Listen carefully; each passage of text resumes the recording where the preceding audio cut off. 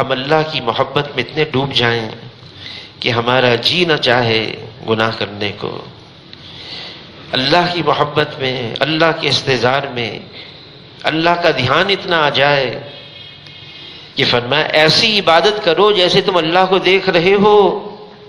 یہ کیفیت نہیں پیدا ہوتی تو اللہ تو تمہیں دیکھ رہے ہیں۔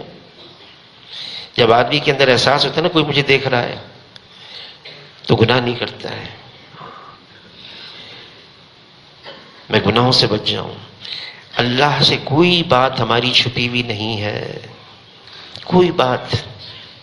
دل میں کیا خیال گزر رہے ہیں یہ بھی اللہ کے یہاں ہے، اللہ کے علم میں ہے کہ دل میں کیا خیال آیا، اللہ کے علم میں ہے۔ یہ تو اللہ تعالیٰ نے اپنا فضل فرمایا، ہمارے ساتھ ستاری کر لی۔ مولانا یوسف لدھیانوی صاحب رحمۃ اللہ علیہ فرمانے کے اگر گناہوں میں بدبو ہوتی، بدبو ہے، بدبو، آدمی جب جھوٹ بولتا ہے نا تو رحمت کا فرشتہ 1 میل دور چلا جاتا ہے اس بدبو کی وجہ سے، لیکن اگر ایسی بدبو ہوتی جس کو ہم سونگھ سکتے ہیں تو فرمایا پورے ماحول میں، معاشرے میں اتنا تعفن ہوتا، اتنی بدبو ہوتی، رہنا مشکل ہو جاتا۔ یہ تو اللہ نے ستاری کی ہوئی ہے، چھپا کے رکھا ہوا ہے۔ بعض ہیں ایسے اہل اللہ، اللہ والے، ان کو نظر آ جاتا ہے۔ امام ابو حنیفہ رحمۃ اللہ علیہ کے بارے میں آتا ہے وضو جب کوئی کرتا تو پتہ چل جاتا یہ کون سا گناہ دھل رہا ہے، اس لیے انہوں نے فتویٰ جاری کر دیا کہ مستعمل پانی جو ہے نا یہ ناپاک ہے، اس میں تو گناہ ہی گناہ ہے۔ پھر امام ابو حنیفہ رحمۃ اللہ نے دعا مانگی، یا اللہ یہ بات مجھ سے ہٹ جائے، مسلمانوں کی پردہ دری ہو رہی ہے، ان کے عیب سارے کھل رہے میرے سامنے، یہ چیز مجھ سے ہٹا دے۔ پھر اللہ نے ہٹا دی، پھر فتویٰ بھی بدل دیا انہوں نے۔ پھر ایک بزرگ گزرے مولانا لاہوری رحمۃ اللہ علیہ،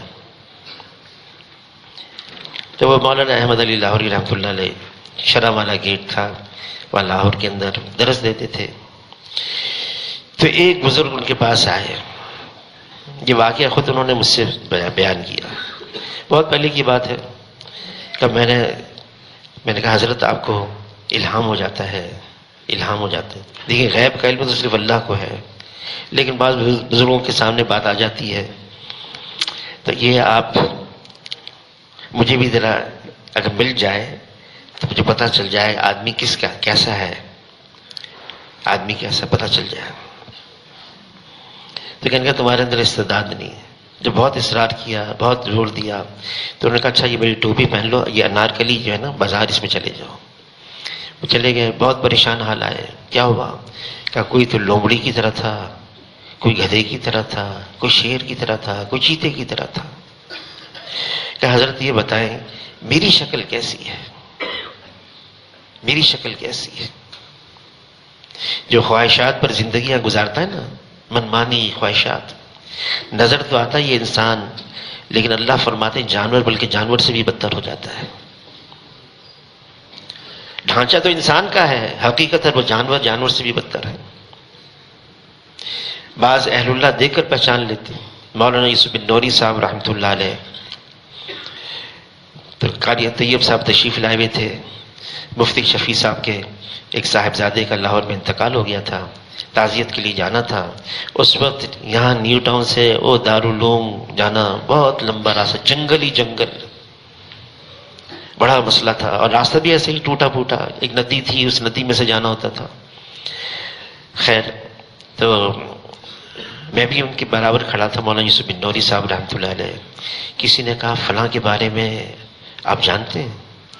تو فرمایا مجھے لوگوں کے بارے میں بتانا نہیں ہوتا، میں چہرہ دیکھ کر پہچان لیتا ہوں۔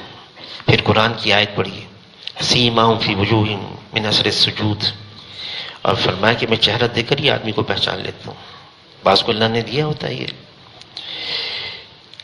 یہ انسان ہے کہ نہیں، یہ خالی ڈھانچہ ہے انسانی جو خواہشات پر، منمانی پر۔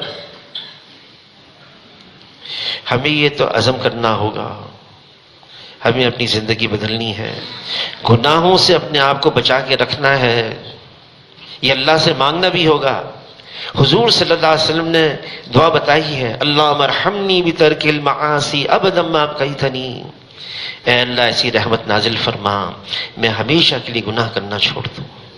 یہ اللہ سے مانگنا ہوگا.